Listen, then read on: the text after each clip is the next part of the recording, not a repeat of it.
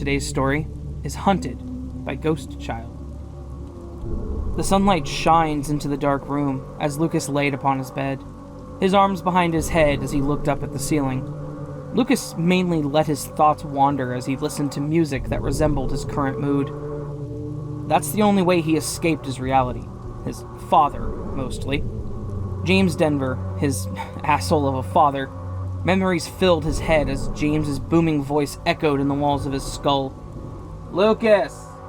A voice distracted him from his thoughts. With a heavy sigh, Lucas stood up and made his way downstairs to meet his mother, Tammy, standing at the end of the stairs with her hands on her hips. "You're going to be late for work. Hurry up and get ready. I don't need you losing another job," she said as she walked into the living room. Lucas made his way upstairs. He rushed into his room and grabbed his boots from his closet. He slipped them on before rushing downstairs, grabbing his keys on the way before he stopped by his mom at the front door. "How did you get that cut?" Tammy asked, glancing at a cut by his cheekbone. "Honey, please tell me you're not cutting again." "Mom, not right now," Lucas said as he quickly made his way out the door, moving his hair in his face. The drive to his job just gave him more time for his thoughts to run wild. It's their fault. That one thought stuck out. It's the one he'd always had. His grip tightened on the steering wheel as the thought of getting back at them creeped into his head. This was familiar to him. This thought wasn't new. However, he pulled back into reality as one of his coworkers knocked on the window. Lucas blinked before rubbing his eyes and glancing up. He realized he was now parked in front of the Halloween shop at which he worked. "Holy shit," a female voice said as Lucas walked into the shop. He glanced over at the female, only to see Mandy, the girl that had bullied him from the start to the end of high school. He prayed that he would never see Mandy again, but knew it would somehow most likely happen. "Do you still self-harm? You're so pathetic, Lucas," Mandy said with a mocking tone before walking up to him. "What, you have daddy issues? That's sad. At least my dad loves me." With that, she walked away. Lucas opened the door to his house and walked in. As he looked up, a familiar voice spoke to him. "Lucas," James said. There was a slight tension in the room. Lucas couldn't help but feel uncomfortable as he stared at his father. The silence was broken as James yelled, "The fuck are you telling people? I'm not that bad. Sure, it's a few names. You that damn sensitive boy?" James soon stood up and walked closer to the now shaking Lucas, looking down at the cut on his cheek. "What the hell are you doing to yourself, boy?" James snarled, waiting for an answer. He didn't get one. "Answer me, boy!" "James!" Tammy yelled, now standing by the doorway. She motioned Lucas to go upstairs, so he did. All Lucas could hear was yelling and a door slamming from downstairs as he sat on his bed. Thoughts ran through his mind, but yet again one thought was there. Lucas's fist balled up as his breathing became heavy before he punched the wall beside him. Lucas sat at the kitchen table, poking at his eyes with the fork. Tammy sat across from him as she ate, glancing at Lucas every now and then. It was silent until that silence was broken as Tammy said, "I'm sorry about yesterday, but Lucas, your father has issues, and he needs to learn how to fucking deal with them," Lucas said before standing up and scraping the food on the plate into the garbage. Lucas walked upstairs, going to his room like usual to just be in his own reality. But his reality started to seem different, more vengeful. He just wanted to take out anyone who made him like this, who had broken him. But he was soon pulled from his thoughts when the door to his room opened. "Hon, you know I don't want your father over, but he wants to come over for dinner. Just respect him while he's here, alright?" Lucas only nodded and rolled his eyes when his mother walked out of the room, shutting the door behind her. There was a loud knock at the door, and then heavy footsteps. Lucas looked out the window into the night sky before walking downstairs. He glanced over at James, who was leaning back on the couch to get comfortable. "Lucas, go get me a glass of milk," James shouted from the living room. He rolled his eyes before pouring a glass and bringing it to James with a slightly shaky hand. "Here," Lucas said quietly as he sat the glass of milk on the table. "What is your problem, boy? Why can't you be around your dad? Am I that much of a jerk to you?" James asked, expecting the boy to answer, but Lucas had only walked away into the kitchen. "Lucas, get your ass back!" His sentence was cut off as an aluminum bat hit the back of his head. James fell onto the floor before trying to stand, looking back up at Lucas, who stood over him with the aluminum bat. Lucas raised the bat again, striking down several times as blood splattered on the walls with each hit. Lucas stopped. breathing heavily as he looked down at his father's smashed skull. Breaking news. 2 people were murdered at night in cold blood. Cops say possibly by the same killer. The victims have been identified as James Denver and Mandy Carmen. One victim, however, North Madison, escaped just barely and is recovering.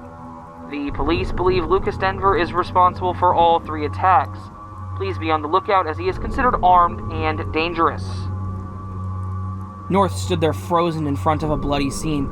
Mandy's lifeless body lay on the floor as blood leaked from the multiple stab wounds on her face. She looked up at the man who had killed Mandy and ran away as fast as she could, but was only grabbed by Lucas, feeling a sharp pain in her shoulder as the blade of the knife entered. North screamed in agony as she fell to the ground. She woke up in a cold sweat. Her breathing was heavy and her eyes were wide. North ran her hand through her red-dyed hair that was starting to fade as she stood up. She walked into the bathroom and looked at herself in the mirror. Her skin was pale, like she hadn't been outside very much. North let out a heavy sigh as she reached down and grabbed a pill bottle. She lived alone, as she had moved into her own place and her parents went to Springfield. It was a quiet walk to work, besides the birds chirping. North opened the door to the shop. She now worked at a coffee shop, but sadly could not move out of her old house. North always felt like she was being watched, and maybe she was. North's thoughts were interrupted as a friend of hers walked in, Julia. "Hey, North," they said with a smile, adjusting their glasses. Julia had black hair, styled in a pixie cut, light brown eyes, and peach-colored skin. "I'm pretty sure I already know what you want," North said jokingly, but there was tiredness in her voice. Julia noticed this, frowning slightly. "You really should go home. You look exhausted," Julia said with a look of concern in her eyes. North sat in her room after leaving the shop. The thought of Lucas Denver still being out there worried her. She snapped back into reality and got up, but froze as soon as she looked out the window. Her heart dropped when she saw who it was. It was Lucas. His cold stare sent a chill down her spine. North ran downstairs, but when she went outside, he was gone. With a heavy sigh, North walked back inside, memories of that night coming back to her.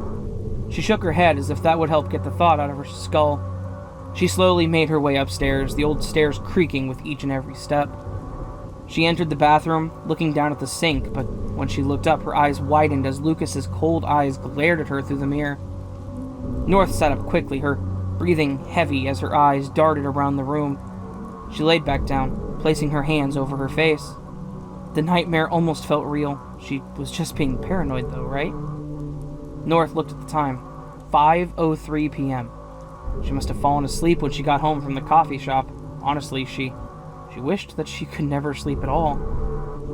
She once again woke up in a cold sweat, her breathing labored. She rubbed her face, moving her hair back with one hand. A sudden call made North jump, but she just picked up the phone and answered. "Oh, hey, Julia. Yeah, I'll meet you there. Just let me get ready, alright? Bye." North sat her phone down, walking over to her closet to gather her outfits. She peeked out the window and sighed in relief when she finally didn't see Lucas again. North sat next to Julia in a coffee shop. The one North worked at, of course. "So, I know you've been stressed recently with this, but you should come to my house. I think you need to have a little fun, don't you?" "Honestly, I think we all do," Julia said, a soft smile on her face, but there was sadness in her eyes. Yeah, I think so," North said with a slight smile. "Alright, I'll be there tonight," North said as she grabbed Julia's hand gently. Julia nodded, silent for a second before saying, "I'll force Derek to come as well." North smiled, but she couldn't stop thinking about the possibility of Lucas watching her. She was also worried about Julia, but North shook the thought off and smiled a bit.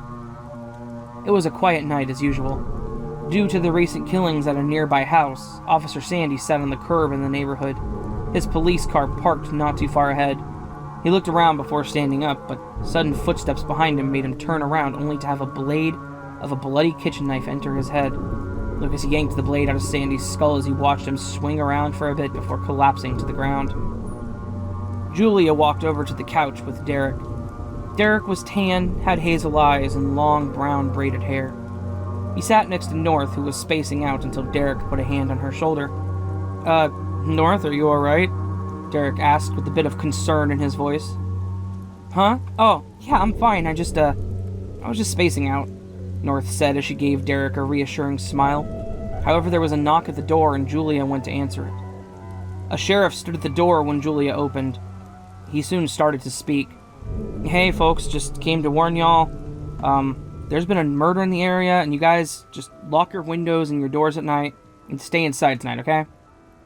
Oh god, Julia said with a sigh. Well, thanks for letting us know, they said as they placed a hand on their hip. Yeah, it's a shame. Well, anyways, you folks stay safe, okay? And with that being said, the sheriff walked away as Julia closed the door and walked back over to the others. What was that? North asked as she looked over at Julia, raising an eyebrow. The sheriff came by telling us to lock the doors and windows. There was a murder in the neighborhood, Julia said as they looked over at North. Okay, we're all sleeping down here tonight then. Fuck getting murdered, Derek said as he stood up. Detective Marshall sighed as he looked down at the body of Sandy.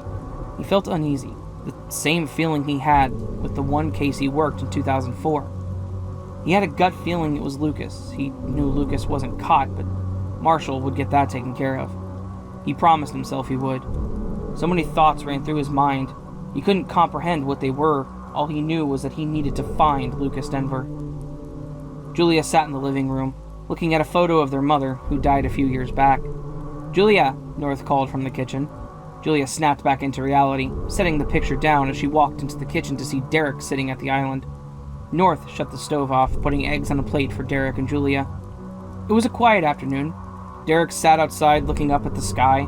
He didn't mind the quietness. His sister didn't mind either. They used to always just sit back and talk about how they wished it would be quiet. But his sister cut contact with him. Derek never really found out why. However, his thoughts were interrupted by Julia, as they called Derek in for a movie. However, when Derek walked in, Julia saw a figure standing by a tree in the backyard. They shut the back door quietly, then walked over to the figure only to see it was Lucas Denver. Their eyes widened, but just as they were about to run, Lucas grabbed them, covering their mouth and muffling their fearful screams. Julia kicked and struggled as Lucas raised the blade of the kitchen knife and brought it down into their chest, stabbing them again and again and again until they fell limp. Derek walked into the kitchen where North was making popcorn. Hey, has Julia come back yet? Derek asked, but was soon interrupted as the door swung open and a bloody Julia fell inside. Their eyes still widened. Both let out a terrified scream, backing away as Lucas walked into the room. Lucas looked at Derek running at him, grabbing Derek by the head once close. North watched in horror as Derek's head got slammed against the wall, blood starting to pour out as Derek fell limp. North ran, screaming for help as she ran for the front door. North opened the door quickly and tried to run out, still screaming her lungs out before being pulled back into the house. North struggled as Lucas held her tightly, only to fall unconscious after a heavy object hit her head. Lucas looked down at her before picking her up over his shoulder. He walked out the back door and down the street, carrying the unconscious North as sirens could be heard in the distance. Detective Marshall walked into Julia's house, that was now blocked off by police and crime scene tape. What the hell happened here? Detective Marshall said as he looked at the other officers. A neighbor called after hearing screams. They said they saw a girl run out, but then get pulled back in by a male, one of the officers responded. Marshall stood there for a second before walking away quickly and getting into his car. He could guess where Lucas was, his old home, which was abandoned but was fixed up and was going to be sold after Tammy Denver finally moved. The footsteps coming toward North slowly woke her up. She found herself on a cement floor and a figure standing over her, the moonlight shining through the small basement window, revealing it to be Lucas. She tried to get away in her dizzy state, but the collar of her shirt was grabbed. North screamed, crying out for help. Her screaming continued as the blade of the kitchen knife entered into her shoulder. Lucas became distracted by Marshall, who now stood in front of them, a gun aimed and pointed at Lucas. Lucas looked at him before quickly running at Marshall, grabbing the older man's head before slamming it against a wall, giving enough time for North to run upstairs. However, Lucas quickly followed behind. North ran upstairs in a panic to hide, with Lucas not far behind her. He slashed his knife, managing to hit her leg, causing her to fall. North screamed as she scrawled her way upstairs. North kicked Lucas away before quickly limping her way up the stairs. She quickly walked into the room, grabbed a hammer to defend herself. North's heart was racing as she looked around, tears running down her face. As she looked back at the doorway, she saw Lucas charging at her before she had time to react. Her eyes widened as they both crashed through the glass. North woke up, Lucas's limp body laying on top of her. She moved out from under him, shaking as she slowly limped her way out into the moonlight. After a few moments, she looked back over towards where Lucas's body was, only to find it was no longer there. Only the now bloody knife lay there. North's breathing became heavy as she shook her head, tears running down her face. She screamed as a hand was placed over her shoulder before looking over to see Marshall, who pulled her into a hug, looking as sirens grew closer. Last night, a tragedy struck, leaving 2 people dead and 2 others injured. The victims have been identified as Julia Carpenter and Derek Orchard. The survivors of this gruesome attack are Detective Marshall and a North Madison. The cops say the killer is still on the loose, and it is believed to be Lucas Denver.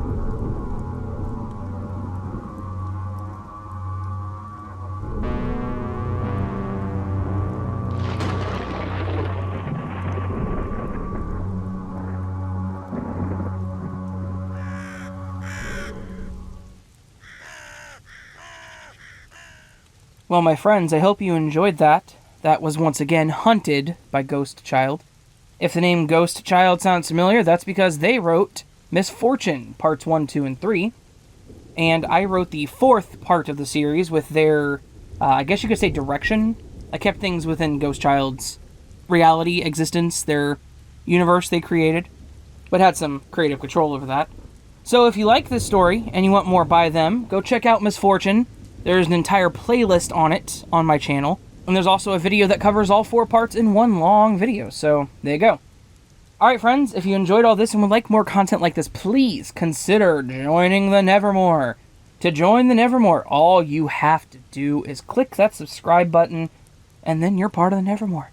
Other things you can do to support the Nevermore include liking me on Facebook, following me on Twitter, joining my subreddit, or consider pitching into my Patreon or Ko-fi, because each and every one of these things is supporting the Nevermore.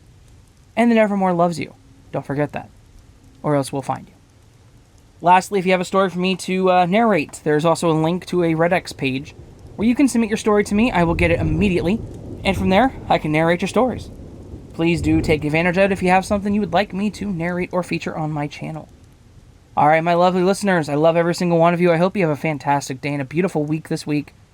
It's turning out to be a little hot here in the Raven's Nest, not gonna lie. I love you all. Have a fantastic day. I'll see you on the next video. But until then, sleep well.